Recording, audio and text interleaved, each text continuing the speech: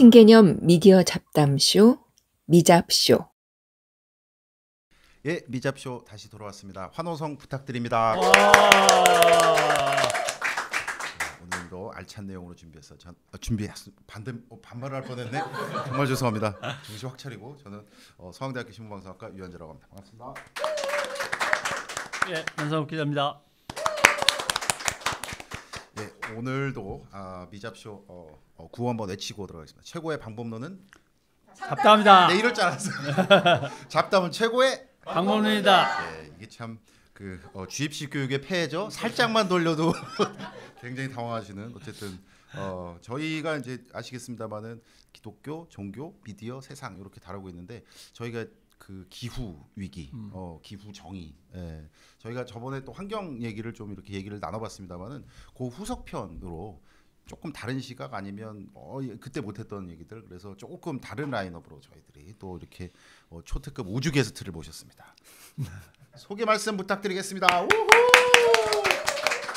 네, 반갑습니다. 저는 기독교 환경운동연대 한국교회 환경연구소에서 책임연구원으로 일하고 있는 이현아라고 합니다. 길긴 상당히 기네요. 지금 다 못 외웠어요. 그러니까 어떡하시죠 그러더니 굉장히 연습 많이 하셨네요.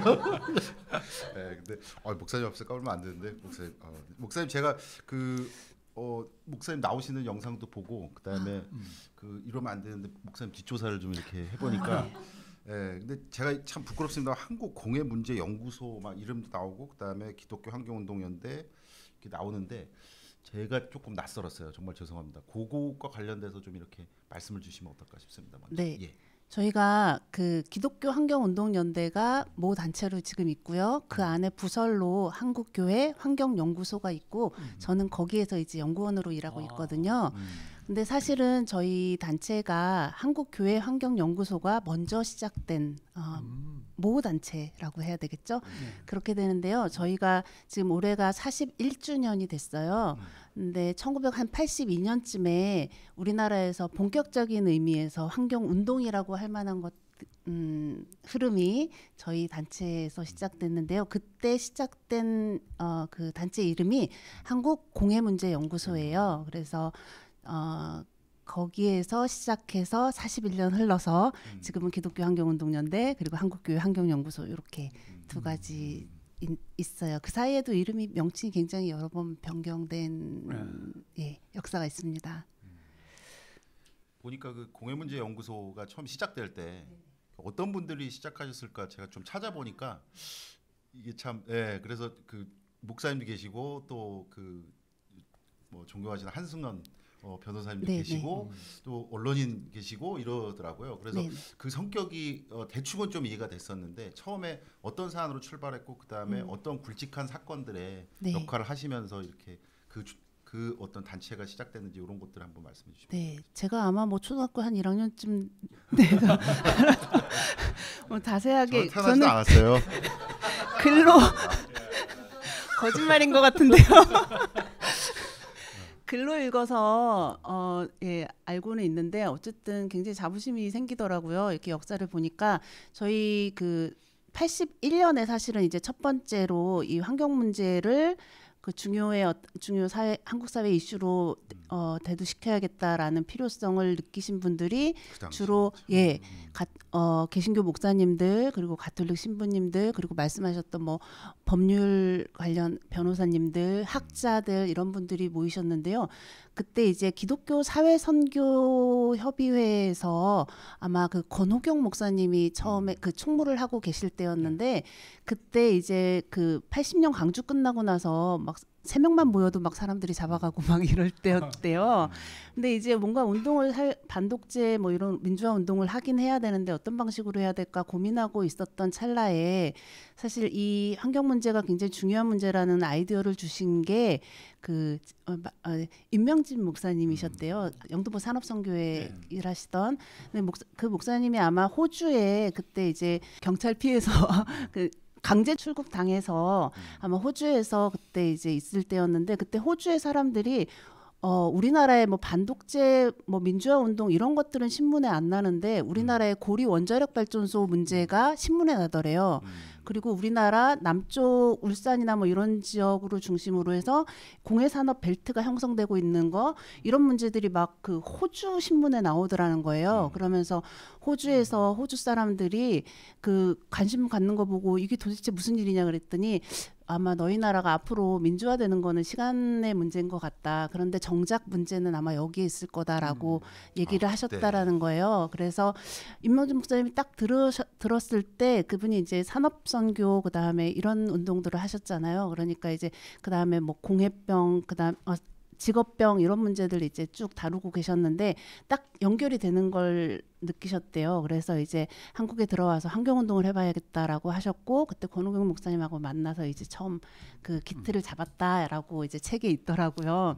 근데 이제 그 80년대 우리나라 산업화가 막 진전될 때 그때 그 가만히 보면 이제 막 경제적으로 막 성장하고 있긴 한데 다른 한편으로는 그 도시의 변두리 지역 중심으로 공장 지역 중심으로 해서 공해 문제가 너무 심각하고 문을 열어둘 수 없고 사람이 호흡을 할 수 없을 정도의 공해 문제가 심각했고 하천으로 오폐수가 막 흘러가고 사람들이 시름시름 앓고 이런 문제들을 보면서 이게 이제 그 산업화의 피해다라는 거를 정확하게 보셨고 그러면서 그 돈 버는 사람들은 부자들인데 그 피해는 고스란히 가난한 사람들한테 가더라 이게 이제 눈에 보이셨던 거죠. 그래서 아 이거는 정의의 문제다. 바로 그 아마 핵심을 좀 보셨던 것 같아요. 그리고 주민 조직 운동을 중심으로 해서 우리나라에서 이 공해 문제를 중심으로 해서 한번 운동을 해봐야겠다라고 그런 필요를 느끼셨고 사람들을 막 모으셨다고 그렇게 들었습니다.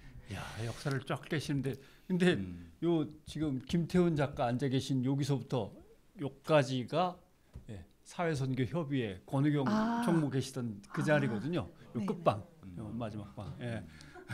그 얘기를 하시니까 생각이 나고 몇 가지만 뭐 첨언할 게 있다면 그때 이제 직업병이라고 하는 것들에 대해서 인식을 달리한 게 원진 내의원 사태가 있었습니다.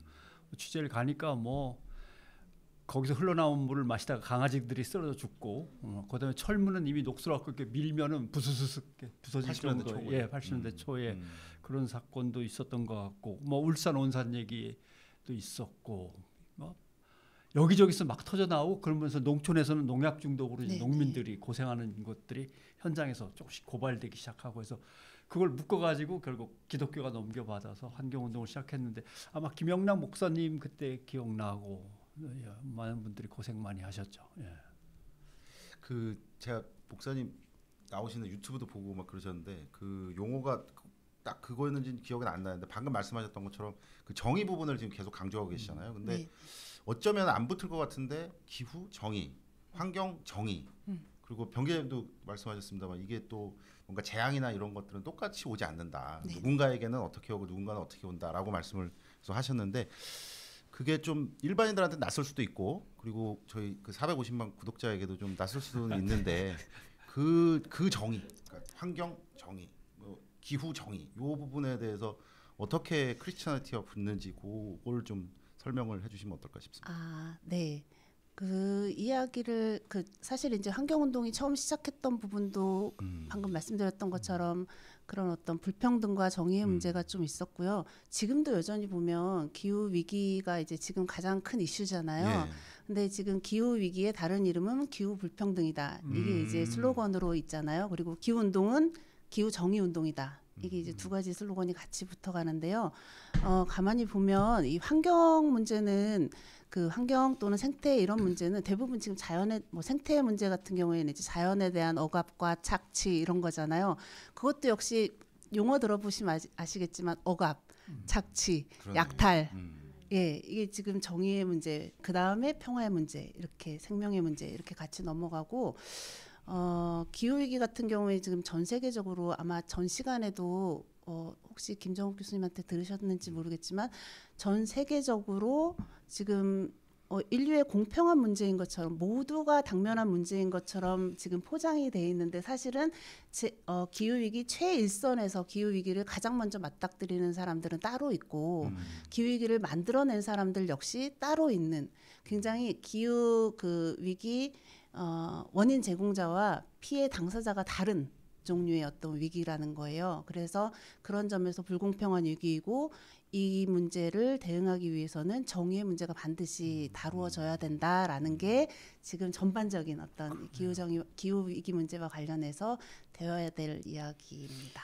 그러고 보니까 몇 킬로를 걸어가서 겨우 플라스틱 통에다 그 땅에서 조금 고여 있는 그 더러운 흙탕물을 길어 와서 그걸로 가족들이 목을 축여야 되는 그 사람들은 기후 정의나 기후 위기, 지구 온난화라는 단어 자체를 들어본 적도 없는 사람들이에요.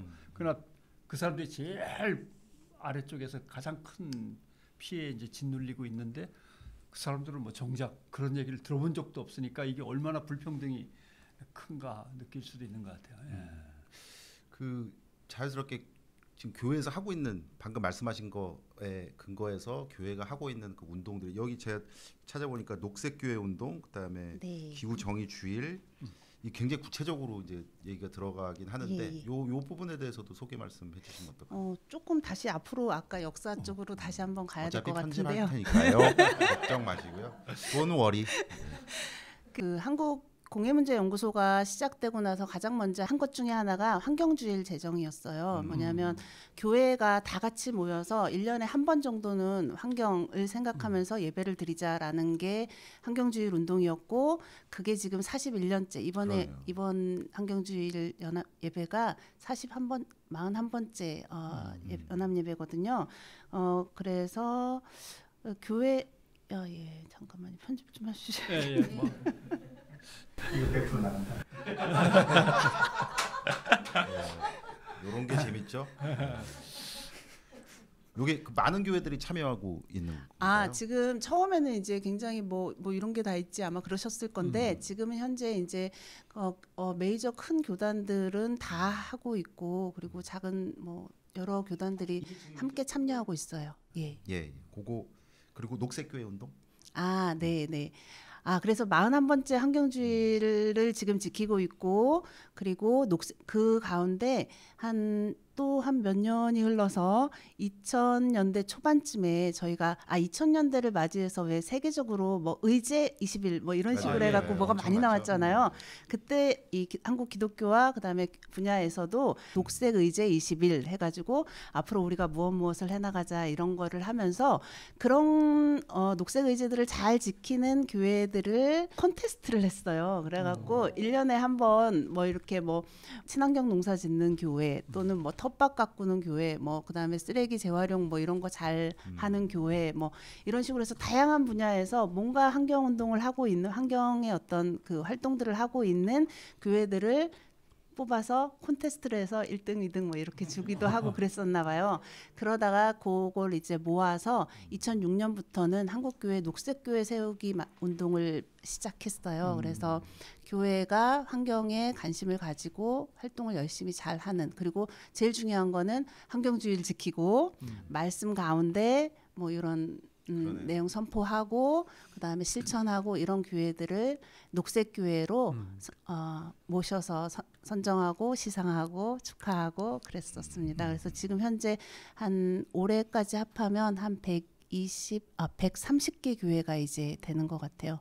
2006년에 처음 시작했을 때는 뭐 3교회 겨우겨우 나오고 그랬는데 올해 16교회가 녹색 교회가 되었습니다. 그리고 되게 중요한 것 같은 게 지난 에피소드 때 이제 김정욱 교수님 나오셨을 때 일일이 이거 어떻게 다 하겠나 이제 정책이 바뀌어야 돼라고 하는데 한편으로 생각하면 정책 입안자로 들어가는 관료들이 어릴 때부터 이 교육을 받았으면 이렇게까지 관료들이 무너지거나 허술하지는 않아요. 근데 어릴 때부터 지금은 어린이집서부터 환경교육 다 하거든요. 이게 차곡차곡 배워야 되는데 제일 확실한 조직이 언제나 이래야만 해라고 이야기할 수 있는 교회 교육이거든요. 학교에서는 이건 이래야 돼 이렇게 가르치지 않거든요. 그러나 교회는 이게 우리의 사명이야 이렇게 가르칠 수 있으니까 교회에서의 환경교육이 그래서 중요하죠. 결국은 인간이 바뀌어야만 뭔가 바뀝니다. 제도든 뭐든 간에 정책이든. 그래서 인간을 바꾸는 문제에서는 역시 교회가 제일 앞서 있으니까 교회가 해야죠. 교회가 해야 됩니다. 예. 그럼 용서해 주십시오. 조금 유치하더라도 목사님도 이렇게 뭐랄까 일상생활에서 이렇게 막 선에서 환경이나 뭐 이런 것들에 대해서 뭐 그런 질문은 좀 이렇게 나이브하게 할 수 있을 것 같아요. 그러면 내가 뭘 해야 되지? 뭐 이렇게 뭐 예를 들어서 지금 우리 이렇게 좀 좀 추워도 보일러 틀지 마. 뭐 이렇게 좀 한다거나 뭐 그런 것들 목사님 하십니까 혹시?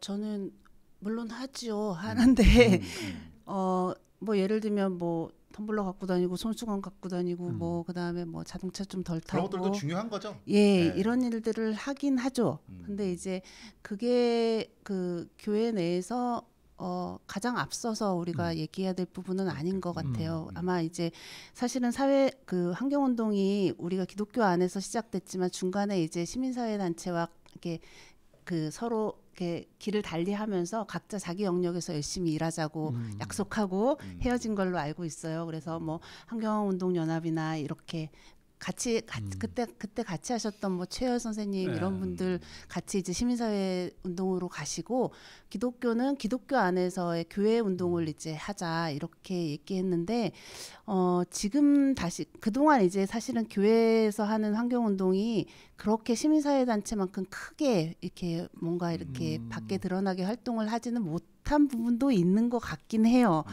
그렇지만 지금 다시 예를 들면 밖에서 기운동 하시는 분이나 이런 분들 만나면 이제 좀 교회가 말 좀 해달라고 하시는 경우가 많아요. 실제로 지난번 9월달에 있는 세계 기후 행동의 날에서 전체 그 우리의 세계적 그 이 체제 변화, 이 기후 문제 해결하기 위해서 체제 변화를 해야 된다고 외치는 굉장히 이제 큰 시위가 있어요.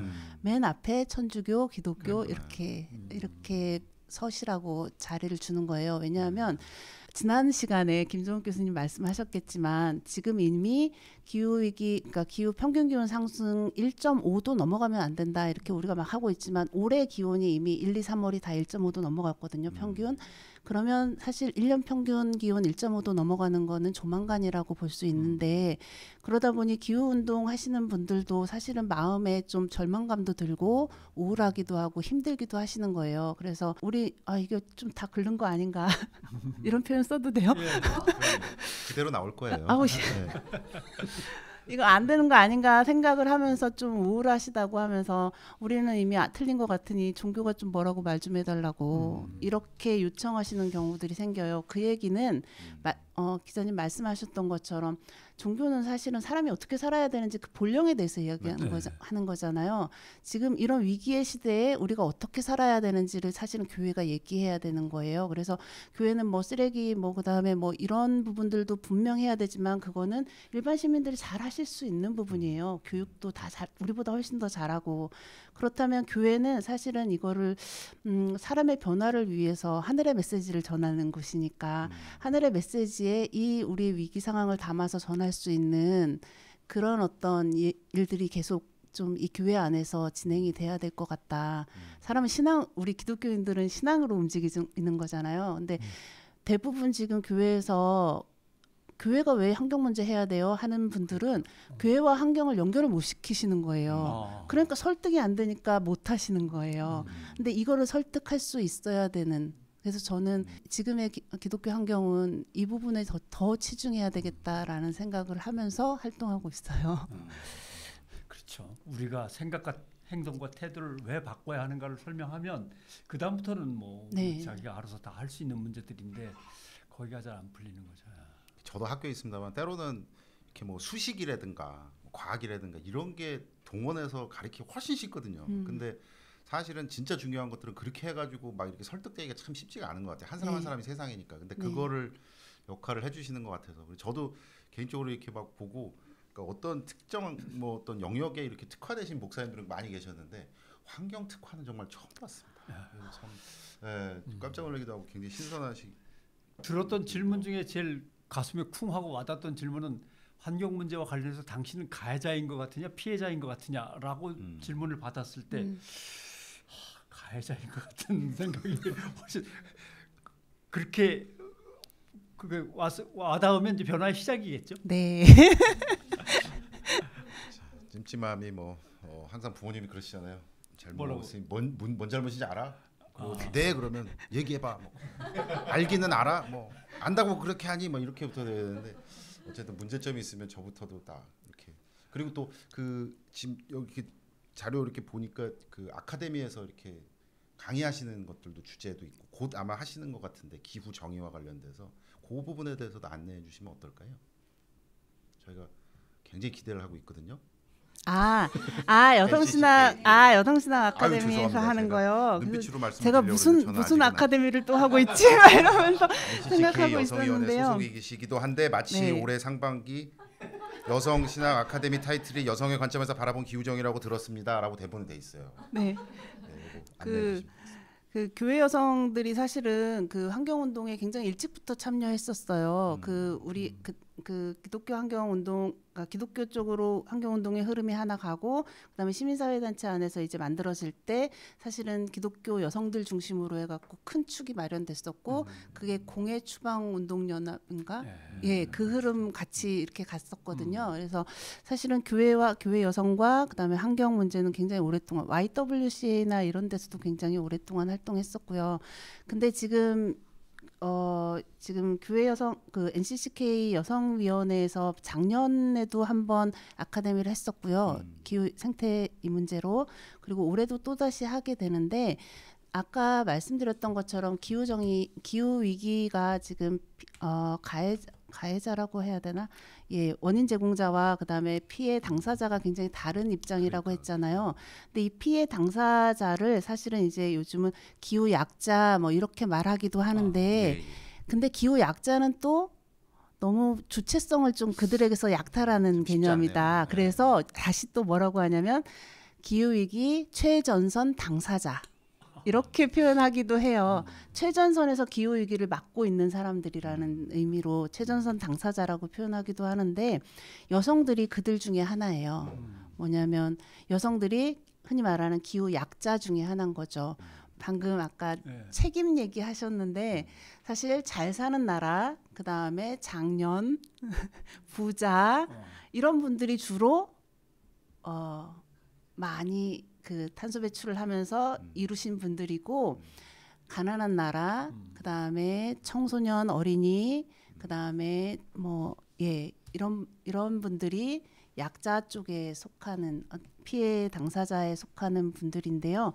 여성들도 이제 그런 기후 약자 중에 하나로 있습니다. 여성들이 이 기후 위기에 대해서 더 많이 말해야 된다라는 필요성 때문에 이런 아카데미들을 계속 만들고 있는데요. 뭐냐면 여성은 위기 상황에서 그 피해를 당하는 게 사실은 공평하지 않아요. 뭐냐면 경험해봐서 알지만, 코로나 위기가 닥치면 일자리 정리하고 뭐 하고 하면은 제일 먼저 이제 해고되는 게 사실은 뭐 비정규직, 계약직 먼저 해고되잖아요. 네. 근데 여성들이 거기에서 일 많이 하고 있어요. 그리고 코로나로 뭔가 학교 문을 닫으면 아이들이 다 집으로 모이죠.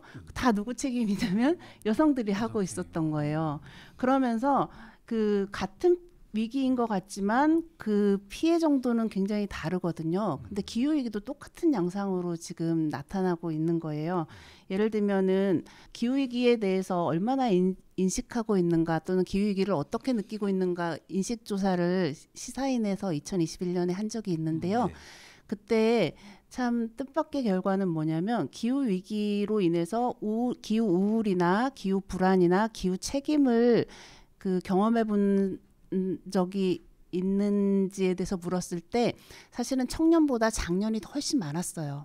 이것도 저는 조금 의외였긴 했는데, 그런데 중요한 거는 성별로 가니까 달랐어요. 뭐냐면 여성 청년들이 제일 높은 비율로 기후에 대해서, 기후 우울과 기후 뭐 불안, 기후 책임 이런 것들을 느끼고 있었던 거예요. 그래서 이거를 이렇게 좀 분석을 해서 봤을 때 보면, 여성들 같은 경우에 이제 그때 한참 뭐 예를 들면 결혼이든 미래든 뭐 이렇게 그런 것들 생각할 수 있는 나이잖아요. 근데 뭐 나이는 아니겠지만 네, 그 여성들 생애 주기에 있어서 사실은 이제 뭐 출산을 해야 되냐 말아야 되냐 뭐 이런 생각도 하고 하는데, 기후 위기나 환경의 변화를 보면서 내가 결혼을 해서 아이를 낳고 키우고 하는 것들이 가능할까, 여기 이 문제에 대한 고민들도 굉장히 깊었던 것 같아요. 저도 우리 청년들, 이제 저도 교회에서 이제 교회 목회를 하는데, 저희 청년들 같은 경우에도 이런 세상에서 아이 낳아 키워도 되는 건지 모르겠다, 이런 이야기들을 하는 거거든요. 그러니까 여성들이 훨씬 더 이 기후 위기로 인해서 변화되는 환경에 훨씬 더 민감해요. 그래서 정서적인 거나 아니면 정신적인 거나 아니면 육체적인 거 이런 부분들에 있어서 굉장히 좀 더 취약한 상황에 조금 놓이게 되기도 하고요. 그다음에 전 세계적으로 아까 말했지만 빈곤층에서 기후 위기로 인한 피해를 더 강하게 받는다고 하면 세계 빈곤층의 70%가 여성이에요. 그러면 그 이야기는 그대로 하면 위기 상황이 됐을 때 피해가 고스란히 여성들에게 훨씬 더 많이 간다라는 거죠. 물적 토대가 더 빈약한 사람들에게 재난이 더 심각하게 오는 그런 상황인 거고, 또 다른 하나는 아까도 말씀드렸지만 이 위기 상황에서 여성들 같은 경우에는 이제 뭐 우리나라도 그렇지만 세계적으로 작은 소작농들, 그러니까 기후 변화가 돼서 이렇게 뭔가 이렇게 농사짓기 어려워지고 하면 소작농부터 무너지는 거거든요. 근데 작은 소작농을 하고 있는 사람들 전 세계적으로 대부분 또 여성. 남성들은 또 크게 하고 있다고 치면 여성들은 작게 텃밭 가꾸고 뭐 하고 하면서 가족 부양하고 하는 거거든요. 이런 데서부터 계속 무너지기 시작하는 거예요. 그러면서 사실은 빈곤으로 인해서 더 어려워지고 다시 빈곤은 더 재생산되고 이런 식으로 그 여성들에게 닥친 문제가 굉장히 심각하기 때문에 네, 이 기후위기 근데 이제 이런 문제 기후위기 제가 계속 얘기해도 돼요? 예. 근데 기후위기 대응에 관해서는 막 전 세계적으로 막 학자들도 모이고 남성 정치가들도 모이고 막 이렇게 해서 막 대응을 어떻게 할까 막 하잖아요. 근데 실제로 어떤 대응을 해야 될까라는 것은 피해자의 입장에서 사실은 그 더 취약한 사람들의 입장에서 대응책이 나와야 되는 거거든요. 그래서 지금 기후위기 대응 운동의 가장 중요한 핵심 주제 중에 하나는 뭐냐면 피해 당사자들을 주체로 세우기 이거를 해야 되는 거예요. 말하는 주체로 정책을 어떻게 마련하십시오. 뭐가 문제입니다. 이런 식으로 계속 말하기 주체로 세워야 되는 거예요. 그래서 여성 분야 안에서도 계속해서 기후위기 관련해 갖고 말하기의 주체로 세우는 어떤 그런 일들이 있어야 되는 그런 상황인 거죠.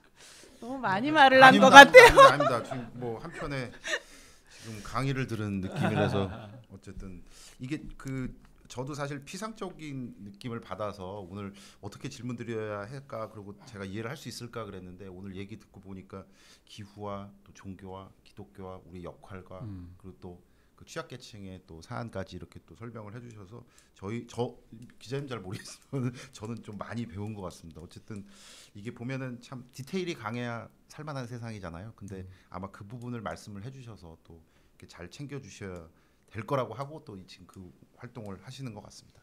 오늘 너무 감사드리고 준비 안 해서 어떡하죠라고 하셨는데 굉장히 많은 말씀을 해주셔서 너무나 감사드리고요.